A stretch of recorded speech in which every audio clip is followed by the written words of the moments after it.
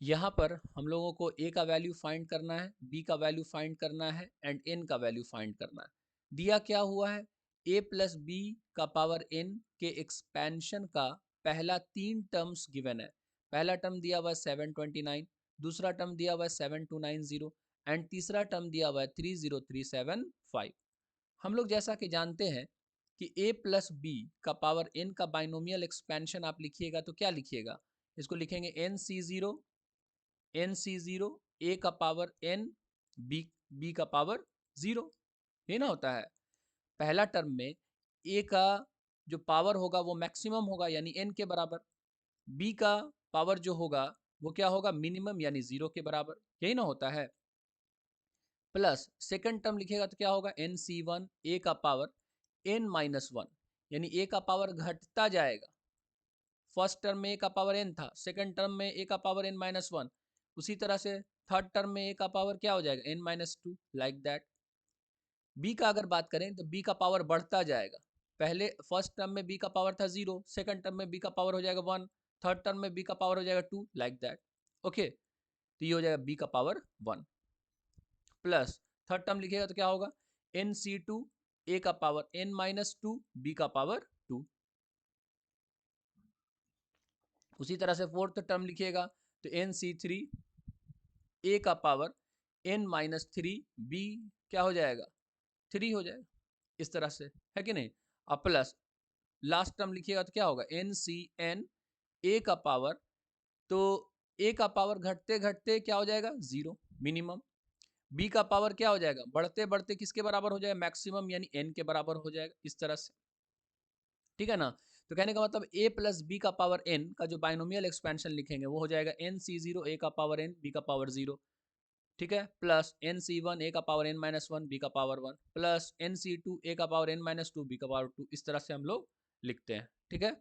अब यहाँ पर देखिएगा, फर्स्ट टर्म को अगर आप सिंप्लीफाई करना चाहेंगे तो इसको हम सिंप्लीफाई करके क्या लिख सकते हैं, इसको लिख सकते हैं nc0 का मान कितना होता है 1 और इनटू a का पावर n, b का पावर 0 का वैल्यू कितना हो गया 1, तो कितना हो जाएगा a का पावर n, और यही क्या है, इसी को कहते हैं फर्स्ट टर्म यानी t1, होता है ना। तो कहने का मतलब आप सिंप्लीफाई करके t1 को इस तरह से लिख सकते हैं, t1 क्या होगा a का पावर n, क्योंकि nc0 का वैल्यू क्या होता है 1, b का पावर 0, क्योंकि फर्स्ट टर्म में b तो मिनिमम पावर के साथ होगा ना, 0 होगा ना। तो इसको लिखिए ना लिखिए कोई फर्क नहीं पड़ता है, nc0 को लिखिए ना लिखिए फर्क नहीं पड़ता क्योंकि मल्टीप्लाइड फॉर्मेट में है ना। तो फर्स्ट टर्म में क्या होगा, सिर्फ होगा a का पावर n, ठीक है। तो आपको ये वाला टर्म ना लिख करके आप डायरेक्ट क्या लिखिएगा, a का पावर n लिखिएगा, t1 को क्या लिखिएगा डायरेक्ट a का पावर n। उसी तरह से अगर लास्ट टर्म का बात किया जाए ये वाला टर्म का, ठीक है, तो इसको हम क्या लिखेंगे ncn, ncn का वैल्यू कितना होता है 1 इंटू a का पावर 0 कितना हो गया 1 और इंटू क्या हो गया b का पावर n। इसका मतलब है कि ये लास्ट टर्म को सिर्फ आप क्या लिख सकते हैं, b का पावर n। सिंप्लीफाइड फॉर्म में ये डायरेक्ट हमको ध्यान में होना चाहिए कि फर्स्ट टर्म में चूंकि b का पावर क्या होता है 0, इसीलिए इसको लिखे ना लिखे कोई फर्क ही नहीं पड़ेगा। nc0 का मान कितना होता है 1, इसको भी लिखे चाहे ना लिखे कोई फर्क नहीं पड़ता है। तो t1 को हम डायरेक्टली क्या लिख सकते हैं, a का पावर n। उसी तरह से लास्ट टर्म का अगर बात किया जाए तो ncn का वैल्यू कितना होता है 1, b का पावर n होगा यहाँ पे और a का पावर 0 क्या हो गया 1, तो इसका मतलब है कि लास्ट टर्म को डायरेक्टली हम क्या लिख सकते हैं, b का पावर n। ओके, ये वाला कौन सा टर्म है, तो ये वाला हो गया सेकंड टर्म बाइनोमियल एक्सपेंशन का, ये हो गया t2। उसी तरह से ये वाला कौन सा टर्म हो गया, ये वाला बाइनोमियल एक्सपेंशन का थर्ड टर्म हो गया। ओके, अब यहाँ पर देखिएगा हमको पहला 3 टर्म्स गिवन है यानी t1 t2 and t3 given है। t1 कितना दिया हुआ है, t1 दिया हुआ है 729, t1 क्या होता है एक्चुअली में a का पावर n, तो a का पावर n किसके बराबर दिया हुआ है 729, ये वाला आपका हो गया इक्वेशन 1। ओके, t2 कितना दिया हुआ है, तो t2 दिया हुआ है 7290 और t2 हम क्या लिखते हैं बाइनोमियल एक्सपेंशन से, ये लिखते हैं nc1 a का पावर n माइनस 1 b का पावर 1 यानी b, इसका मान कितना दिया हुआ 7290, ये आपको हो गया इक्वेशन नंबर 2, ये क्या आ गया इक्वेशन नंबर 2। ओके, अच्छा, थर्ड टर्म क्या दिया हुआ बाइनोमियल एक्सपेंशन का 30375 यानी t3 का मान दिया हुआ, और t3 को हम क्या लिखते हैं, t3 को लिखते हैं nc2 a का पावर n माइनस 2 b का पावर 2, ये कितना दिया हुआ है 30375। ये हो गया आपका थर्ड इक्वेशन। देखिए आप चाहते तो first term, second term and third term हम लोग जनरल टर्म के भी हेल्प से लिख सकते हैं, ठीक है ना। लेकिन बाइनोमियल एक्सपेंशन हम लोग ऑलरेडी जानते हैं, तो पहला तीन टर्म्स इसी बाइनोमियल एक्सपेंशन से डायरेक्टली लिख सकते हैं। उसके लिए हम पहले जनरल टर्म लिखें, फिर उसके हेल्प से फर्स्ट टर्म लिखें, उसके हेल्प से सेकंड टर्म लिखें, उसके हेल्प से थर्ड टर्म लिखें। तो उससे अच्छा है कि हम लोग बाइनोमियल एक्सपेंशन से डायरेक्टली पहला तीन टर्म्स लिख सकते हैं। बात समझ में आ रहा ना, इस चीज़ को ध्यान रखिएगा। अदरवाइज जनरल टर्म के हेल्प से तो हम कोई भी टर्म डायरेक्टली लिख सकते हैं, उसमें कोई प्रॉब्लम नहीं। जनरल टर्म के हेल्प से बोलिएगा तो फर्स्ट टर्म लिख देंगे, सेकंड टर्म लिख देंगे, थर्ड 15th टर्म, कोई भी टर्म डायरेक्टली लिख सकते हैं, कोई उसमें इशू नहीं। लेकिन हम लोग ऑलरेडी बाइनोमियल एक्सपेंशन जानते हैं, तो पहला तीन टर्म्स बाइनोमियल एक्सपेंशन से लिखना कोई मुश्किल काम नहीं कि हमको पहले जनरल टर्म लिखना पड़े, उसके बाद हम पहला दूसरा तीसरा टर्म्स लिखें। बात समझ में आ रहा ना, इसीलिए डायरेक्टली हम लोग क्या लिख दिए, बाइनोमियल एक्सपेंशन ही से पहला तीन टर्म्स लिख लिए। अब यहाँ पर देखिए, अब ये सारे इक्वेशंस को सॉल्व करके हम लोगों को क्या वैल्यूज निकालना है, ए का वैल्यू, बी का वैल्यू एंड एन का वैल्यू। तो अब यहाँ पर देखिएगा, हम इक्वेशन 2 को डिवाइड कर देते हैं, किससे, 1 से डिवाइड कर देते हैं। तो यहाँ पे 2 को डिवाइड कर देते हैं किससे, 1 से। 2 को डिवाइड कर देते हैं 1 से। देखिए तो क्या होगा, ये हो जाएगा NC1। अच्छा पहले यहाँ पे NC1 का वैल्यू क्या होता है, NC1 का वैल्यू क्या होता है, NC1, तो NC1 का वैल्यू किसके बराबर होता है, n के बराबर होता है, जैसा कि हम लोग जानते हैं, ठीक है। तो यहाँ पर क्या हो जाएगा, ये हो जाएगा NC1 का वैल्यू किसके बराबर होता है, n के बराबर होता है ना, तो यहाँ पर n हो गया। तो इसका मतलब है कि 2 को अगर डिवाइड कीजिएगा 1 से तो क्या हो जाएगा, n a का power n minus 1 b by a का पावर n, और ये किसके बराबर हो जाएगा 7290 बाई 729। अब इसको थोड़ा सिंप्लीफाइड कर दीजिए, ये कैंसिल कर दीजिए, ये 10 आ गया। यहाँ a का पावर n माइनस 1 है, नीचे में a का पावर n है, ठीक है। तो इसको हम ऐसा लिख सकते हैं फॉर्मूला से, n a का पावर, देखिए बेस सेम है ना, तो पावर को क्या कर देते हैं, घटा देते हैं, तो ये हो जाएगा n minus 1 minus n b is equal to कितना हो जाएगा 10, यानी कि n इंटू ए का पावर कितना हो जाएगा, ये n और ये n कैंसिल हो जाएगा, क्या बचेगा, a का power minus 1 into B is equal to 10। होगा कि नहीं होगा, इसको हम लोग ऐसा लिख सकते हैं, देखिए तो n, और यहाँ पे a का पावर माइनस 1 को क्या लिख सकते हैं, 1 by A, N B by A लिख सकते हैं ना, एन बी बाई ए, यहाँ पर हो जाएगा एन बी बाई ए, और ये किसके बराबर हो जाएगा 10 के बराबर, ठीक है। इसको हम लोग इक्वेशन नंबर 4 रख लेते हैं। अच्छा, थर्ड इक्वेशन को अगर डिवाइड कर देते हैं सेकंड से, देखिए तो क्या होता है, थर्ड इक्वेशन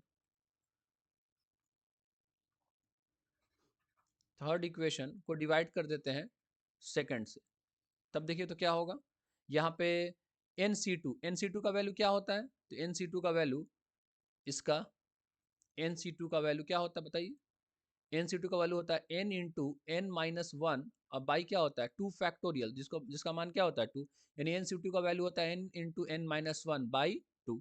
तो इसके जगह पे हम लोग लिख सकते हैं n into N minus 1 by 2, होगा ना। तो ये आ जाएगा n into N minus 1 by 2, okay, a का पावर n माइनस 2, a का पावर n माइनस 2, b का पावर 2, और इसको किससे डिवाइड कर देंगे, इसको डिवाइड करेंगे सेकंड से, तो ये हो जाएगा n a का power n minus 1, n a का पावर n माइनस 1, और क्या हो जाएगा b इज इक्वल टू कितना हो जाएगा, ये हो जाएगा 30375, 30375 डिवाइडेड बाई, क्या हो जाएगा, डिवाइडेड बाई हो जाएगा 7290, 7290, ठीक है, यही ना होगा, देख लीजिए। ओके, अब यहाँ पर देखिए, इसको सिंप्लीफाई कीजिए, तो ये वाला 2 नीचे आ जाएगा, तो क्या हो जाएगा देखिए, तो ये हो जाएगा, ये वाला हम लोग जान रहे हैं ना ऑलरेडी, ए बाई बी, अब बाई सी रहेगा, तो ये बी और ये सी को एक साथ गुना कर सकते हैं ना, इसको लिख सकते हैं ना ए बाई बी इंटू सी। बात समझ में आ रहा है, ये दोनों को एक साथ गुना कर सकते हैं, तो हम इसको ये 2 और ये वाला टर्म को गुना कर सकते हैं, तो ये इसको क्या लिखेंगे बताइए, तो ये हो जाएगा n into N minus one A का power n minus two B square by कितना हो जाएगा 2n ए का power n minus one into B, और ये किसके बराबर हो जाएगा 30375 बाई 7290। होगा कि नहीं होगा? अब यहाँ से जो कैंसिल होता है उसको कैंसिल कर दीजिए, तो ये n और ये वाला n क्या हो जाएगा, कैंसिल आउट हो जाएगा। ठीक है, यहाँ पे अगर फॉर्मूला लगाइएगा तो a का पावर n माइनस टू है, और यहाँ पे a का पावर n माइनस वन है, तो क्या होगा, इसको क्या लिख सकते हैं बताइए, तो a का power n minus two by A का पावर n माइनस वन, तो पावर क्या हो जाएगा, घट जाएगा ना, तो a का पावर लिख सकते हैं n minus to minus n minus one, कितना होगा a का power n minus to minus n plus one, तो ये n और ये n कैंसिल हो जाएगा, तो a का पावर कितना हो जाएगा, a का पावर हो जाएगा माइनस वन, यानी जिसको कह सकते हैं वन बाई ए, क्या कह सकते हैं वन बाई ए, ये क्या आ जाएगा वन बाई ए। अच्छा, ये वाला b का अगर बात किया जाए, b का पावर टू और यहाँ पे नीचे में b का पावर वन है, तो क्या हो जाएगा, इसको क्या लिख सकते हैं बताइए, b का पावर टू बाई बी, ये तो कैंसिल भी कर सकते हैं डायरेक्ट, ये किसके बराबर होगा, b के बराबर होगा ना, तो यहाँ पर हो जाएगा b, तो क्या हो जाएगा फाइनल आंसर, यहाँ पे इसको सिंप्लीफाई करेंगे तो क्या हो जाएगा n माइनस वन, ए का पावर कितना हो जाता है माइनस वन, यानी वन बाई ए, तो ये तो नीचे आ गया है ना, और ऊपर क्या रह गया b रह गया, बाई नीचे क्या रह गया a रह गया, टू रह गया, और क्या रह गया, बस इतना ही रह गया, n माइनस वन, ए नीचे आ गया, b रह गया, और नीचे क्या क्या हो गया, टू हो गया, a हो गया। ओके, और ये कितना हो जाएगा 30375 बाई 7290, खुद से करके एक बार देखिएगा समझ में आ जाएगा, ये चीज़ आ गया। अब इसको सिंप्लीफाई करेंगे तो मैं डायरेक्ट लिख देता हूँ, इसको सिंप्लीफाई कीजिएगा तो ये आ जाएगा n minus one into B, n minus one into B by A, ये आ जाएगा आपको 25 बाई थ्री के बराबर, ये वाला टू है इसको इधर भेजिएगा, गुना हो जाएगा, फिर उसके बाद आप सिंप्लीफाई कीजिएगा तो आपका आ जाएगा 25 बाई थ्री, इसको इक्वेशन नंबर मान लेते हैं, इक्वेशन नंबर 5। अब देखिए यहाँ पे हमको क्या चाहिए, हमको अननोन्स का वैल्यू चाहिए, तो अगर वैसा एक इक्वेशन मिल जाए जिसमें सिर्फ एक अननोन हो, तो हम उस इक्वेशन को सॉल्व करके तो हम उस अननोन का वैल्यू निकाल सकते हैं ना। तो देखिए, तो अगर हम ऐसा कर दें, 4 को अगर 5 से डिवाइड कर दें, ये वाला जो फोर्थ इक्वेशन दिया हुआ है उसको अगर फिफ्थ से डिवाइड कर दें, तो देखिए तो क्या होगा 4 डिवाइडेड बाई 5, तो क्या हो जाएगा एन बी बाई ए, तो यहाँ पर आ जाएगा N B by A divided by N minus one B by A is equal to 10 by 25 by three, होगा कि नहीं होगा। अब यहाँ पर देखिए, ये ए और ये वाला ए कैंसिल हो जाएगा, ये बी और ये वाला बी कैंसिल हो जाएगा, होगा कि नहीं होगा। चलिए डायरेक्ट कैंसिल कैसे कर देना आप, यहाँ पर देखिए तो ऐसा अगर रहेगा A by B by C by मान लीजिए बी, तो ये वाला बी और ये वाला बी को आप चाहें तो कैंसिल कर सकते हैं, ठीक है, और यहाँ पे मान लीजिए डी रहता और यहाँ भी डी रहता, तो ये वाला डी और ये वाला डी को भी आप कैंसिल कर सकते थे। देखिए इस चीज़ को समझिएगा ज़रा, थोड़ा शॉर्टकट आना चाहिए, ये डी और ये डी कैंसिल कर सकते हैं, ये बी और ये बी कैंसिल कर सकते हैं, कैसे सर, तो देखिए अगर मान लीजिए कैंसिल नहीं करते तो क्या होता, ए डी बाई बी, और इसको उल्टा करके गुना करते तो बी बाई क्या हो जाता सी डी, तो ऐसे भी तो ये डी और ये डी कैंसिल हो रहा है, ये बी और ये बी कैंसिल हो रहा, तो जो आप उलट के गुना कीजिएगा और उसके बाद कैंसिल कीजिएगा, उससे अच्छा है कि हम डायरेक्टली कैंसिल कर दें, तो ये जो डिनोमिनेटर यहाँ का है और ये वाला जो डिनोमिनेटर है यहाँ का, ठीक है, यहाँ से आप कैंसिल आउट कर सकते हैं क्योंकि फाइनली क्या आने वाला है, ये डिवाइड में आने वाला। उसी तरह से ये वाला टर्म और ये वाला टर्म में अगर कुछ कॉमन है तो उसको कैंसिल कर सकते हैं क्योंकि ये फाइनली किस में आने वाला है, डिवाइड में आने वाला है। ओके, तो ये क्या हो जाएगा, यहाँ से अगर देखा जाए तो ये हो गया, यहाँ से कितना बचेगा, यहाँ से बचेगा n बाई n-1 और इधर कितना हो जाएगा, इधर हो जाएगा 10 इंटू 3/25। तो इसको भी अगर कैंसिल करेंगे तो देखिए तो क्या होगा, ये हो जाएगा 5 2 10, 5 5 25, ये आ जाएगा 6/5। n/n-1 किसके बराबर होगा, 6/5। देख रहे हैं, अब जो इक्वेशन हमको मिला है उसमें सिर्फ एक वेरिएबल, तो एक वेरिएबल एक इक्वेशन, तो इसको सॉल्व करेंगे तो इस अननोन का वैल्यू निकाल लेंगे ना, इस वेरिएबल का मान निकाल लेंगे। तो देखिए तो यहाँ पर क्या हो जाएगा, कोना को निगुना कीजिए, क्रॉस मल्टीप्लीकेशन, 5n बराबर क्या हो जाएगा, 6 इंटू n-1, यानी 5n बराबर क्या हो जाएगा, 6n-6। तो यह आ जाएगा n बराबर कितना हो जाएगा, 6 के बराबर। n का मान कितना आ गया, 6 के बराबर। ओके, अब यहाँ पर हमको और भी अननोन्स का वैल्यू निकालना। तो देखिए तो इक्वेशन, अच्छा फर्स्ट इक्वेशन देखिए क्या दिया हुआ, a का पावर n 729। तो इसमें जैसे ही हम लोग पुट करेंगे n का वैल्यू, a का वैल्यू निकल जाएगा, निकलेगा ना। तो देखिए तो फर्स्ट इक्वेशन में अगर पुट किया जाए, फर्स्ट इक्वेशन को अगर कंसीडर किया जाए, a का पावर n किसके बराबर दिया हुआ, 729। a का पावर n का वैल्यू कितना निकालें, तो n का वैल्यू निकाल लिए हम लोग 6, पुट कर दीजिए, इज इक्वल टू कितना हो गया, 729। तो a का पावर 6, 729 को हम लोग क्या लिख सकते हैं, 3 का पावर 6 लिख सकते हैं ना। कंपेयर कीजिए, तो अगर पावर सेम है तो बेस भी क्या होना पड़ेगा, सेम होना पड़ेगा। तो ए का मान कितना हो गया, 3। ए का मान क्या हो गया, 3। अब ए का मान 3 आ गया, अब हमको क्या बचा, सिर्फ बी का मान निकालना। तो बी का मान कहाँ से निकाल लेंगे, तो देखिए तो यहाँ पे फोर्थ इक्वेशन है ना, एन का मान हम लोग को पता चल गया, ए का मान पता चल गया, तो इस इक्वेशन में एन एंड ए का वैल्यू पुट करेंगे तो बी का मान भी निकल जाएगा। तो N B by A is equal to 10, इसका यूज कीजिए, यानी फोर्थ इक्वेशन का यूज कीजिए, N B by A is equal to 10। तो यहाँ पर वैल्यूज पुट कीजिए, एन का वैल्यू कितना निकाले हैं, 6 इंटू बी, ए का वैल्यू कितना निकाले हैं, 3, इज इक्वल टू कितना हो गया, इज इक्वल टू हो गया 10 के बराबर। तो यहाँ से बी का वैल्यू निकालिएगा तो ये हो जाएगा 10 इंटू 3/6,